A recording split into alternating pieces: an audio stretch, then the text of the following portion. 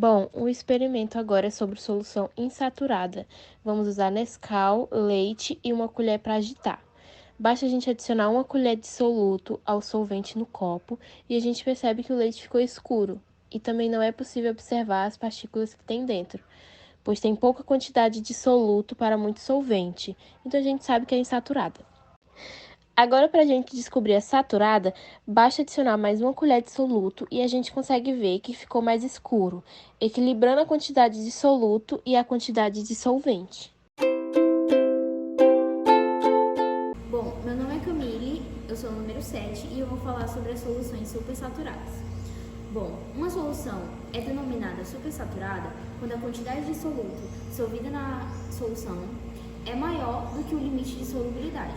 Eu coloco mais soluto do que eu deveria, só que por alguma influência a solução consegue solubilizar esse soluto.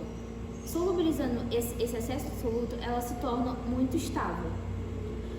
Que a qualquer perturbação do meio externo, esse soluto ele pode precipitar novamente, formando uma solução saturada com corpo de fundo.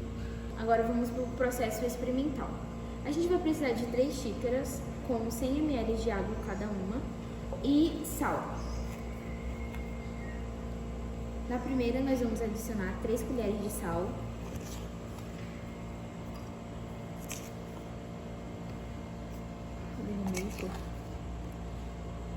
Na segunda, 2.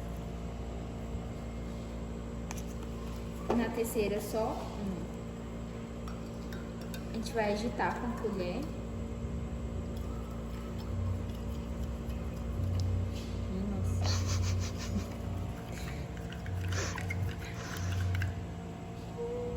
E aí conseguimos ver o processo de solubilidade.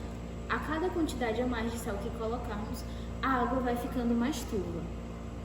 E bom, o segundo copo vai ser uma solução saturada, o primeiro insaturada e a terceira xícara vai ser supersaturada, porque possui mais soluto dissolvido do que seria possível em condições normais.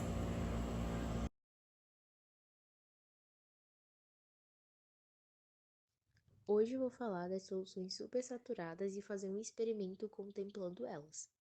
Mas e aí, o que são soluções supersaturadas? Soluções supersaturadas são soluções onde a quantidade de soluto ultrapassa o coeficiente de solubilidade. A solução supersaturada é instável e seu soluto tende eventualmente a se cristalizar. E o coeficiente de solubilidade, o que seria? O coeficiente de solubilidade é a máxima quantidade de soluto que se solubiliza a uma dada quantidade de solvente a uma dada temperatura. Por exemplo, do experimento que nós vamos fazer hoje, que nós vamos utilizar sal de cozinha e água.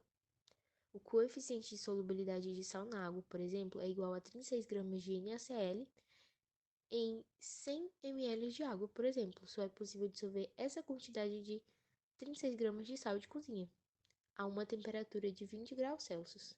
Para o processo experimental, nós utilizamos 36 gramas de sal de cozinha e 100 ml de água.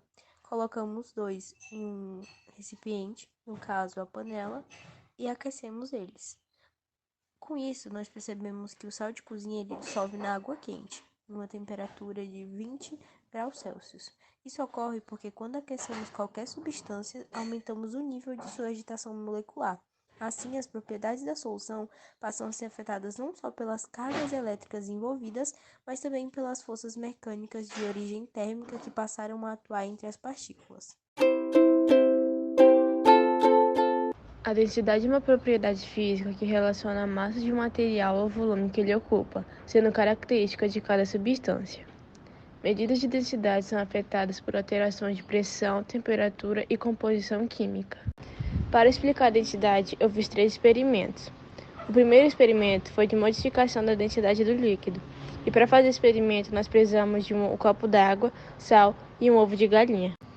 Agora explicando o experimento, quando eu coloco o ovo na água, por ter uma densidade maior do que a do líquido, ele afunda.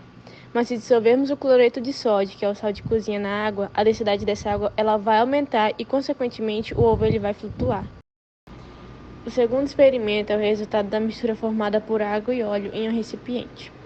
Primeiro, nós colocamos em mesmo recipiente certa quantidade de água com uma certa quantidade de óleo, fazendo o óleo flutuar sobre a água. A explicação para o óleo flutuar na água envolve duas razões. A primeira é que ele não se dissolve na água e o segundo é que ele apresenta uma densidade menor do que a da água, fazendo assim ele flutuar.